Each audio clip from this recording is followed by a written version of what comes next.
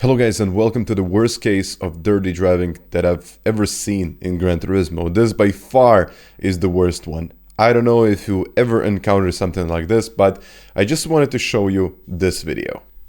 We'll be starting off with Daily Race C, which was at Catalunya, and as you can see in front of me, I got Arias, and just in front of us is Kimi.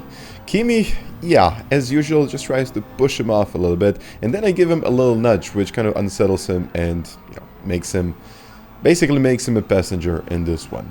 So this was just the beginning of the race, and the race was going on for 10 to 11 laps. In this case, it's a little bit less. But Kimi decides, this is my race. But as you probably noticed, he's pushing everyone around the circuit, and he's pretty much taking no prisoners. In this one, okay, I made a good judgment and I gave him a little nudge, which once again pushed him into the gravel. But again, he doesn't stop there. This is just the beginning of his dirty journey, or whatever I want to call him. He just starts pushing everyone around the circuit, and then again, I don't know what's going on, but I guess he kind of likes areas. I guess that's why he got his livery.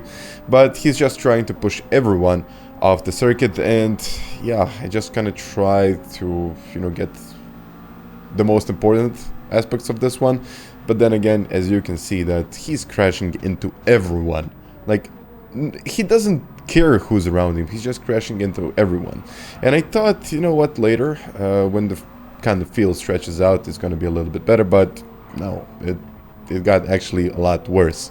Well, it actually got a lot worse. So we got this little moment of kind of clean air, but then again, Jorge, yeah, I don't know even how to explain the situation, but yeah, he's on the straight, he's just trying to overtake, and all of a sudden, well, as probably you can tell, Kimi strikes again.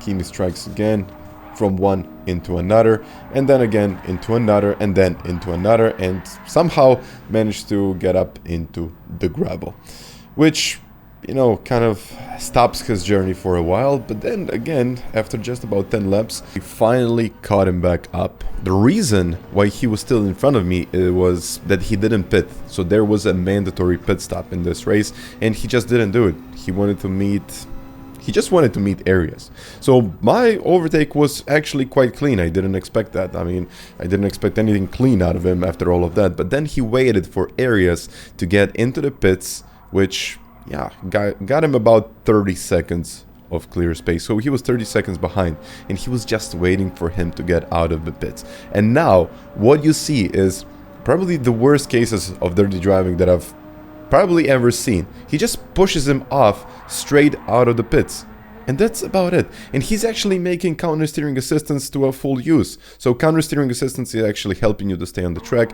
and making the slide a little bit less possible.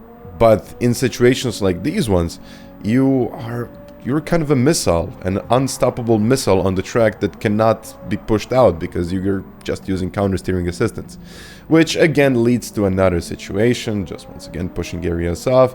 And luckily in this case he was ghosted, but that doesn't stop him there. He crashes into another one, and then into another one, and people are just trying to crash into him. And all of this story is kind of unraveling. I mean, I'm not really sure how to even explain it, because I tried taking a couple of scenarios, and he's really taking no prisoners. He just wants to get in there. But this first race, this was just the beginning. Somehow I managed to finish this race in P2, and luckily I stayed clean. I don't know how I stayed clean in this one. It was, let's say, so-called clean. And then we're moving on into the second race. The second race was actually more eventful than this one. It was actually a lot worse. It started off once again Kimi stopping, and then he just wants to meet Arias once again, I guess. I don't know what he's dealing up with this guy. I mean, I have no idea. But then again, he's just waiting, he's pushing everyone else around, and then once again when he's close to Arias, he just stops, and that's pretty much the case. He just stops, and then I was actually behind Arias at this point, and I said to myself, I'm gonna wait a little bit. I don't want to get involved into any of this. And then he just tries to push him off, and then he succeeds. in all of this. I mean, and I even wanted to take a little look from a different angle, but nothing really much changes. He definitely pushes him off the track. Counter steering assistance is doing its thing, and somehow he's always staying on the track. I don't know how, but usually the rotation spins you out and you stop. But no, not for him. He keeps on going. He keeps on pushing people around the circuit, and it's, well, I guess, how can you stop something like this? Guys, please tell me what you think about this down in the comments, and I'm not exactly sure how PD hasn't not banned this guy already. It's absurd. This is completely absurd driving, and I'm really trying to see what's the deal with this, and this was actually funny when he pushed him off the track, and somehow once again he did a 360 and got back onto the track. Incredible. So yeah, please let me know what you think about this, and yeah, just let me know down in the comments what you think about this. And this was our previous leader of the race. So this guy was actually leading the race, and just because Kimi once again didn't do his pit stop, and yeah, the Italian did, that made him once again very close to the competitors, and once again he just started to push people around the circuit. That guy was leading the race, and just because he done his mandatory pit stop a little bit earlier, yeah, he met Kimi. And then the same situation happened with Busi. He changed the tires. He was the quickest guy on the track at this point, and in the end he overtook me and took my place in the end. But he's just trying to push him off the track. I'm not exactly sure what he's got against all of these guys, but this is top split, guys. These things in top splits shouldn't happen.